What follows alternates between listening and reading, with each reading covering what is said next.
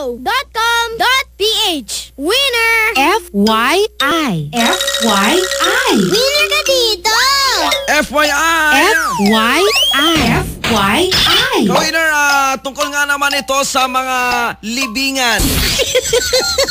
Pero hindi lamang ito ordinaryong libingan, Ka-Winner, dahil ang ating FYI ngayon ay ang libingan ng mga bayani. FYI. FYI. Ginawa ang libingan ng mga bayani noong 1947 para nga naman paglibingan ng mga sundalong nasawi sa World War II. Pero alam niyo po ba, Ka-Winner, kung ano ang unang tawag sa libingan ng mga bayani pagkaraan ng 7 taon, Ka-Winner, noong 1957? FYI. FYI.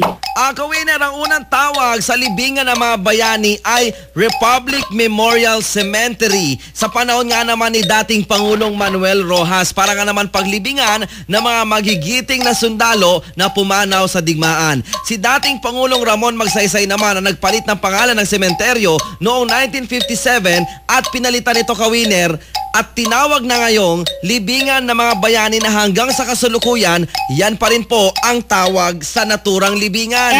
FYI.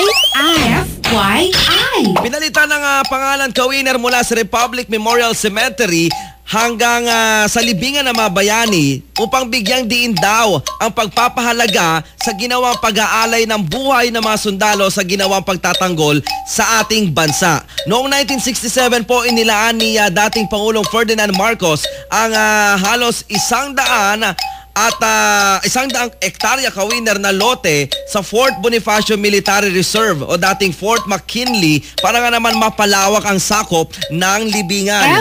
FYI. FYI. Samantalang noong 2009 na may tinatayang umaabot na daw po sa 44,027 daw po na sundalo ang nakalibing dito. At sa naturang binang, 32,268 daw sa kanila ay ang namatay sa digmaan ng World War II sa Capas, Tarlac. FYI.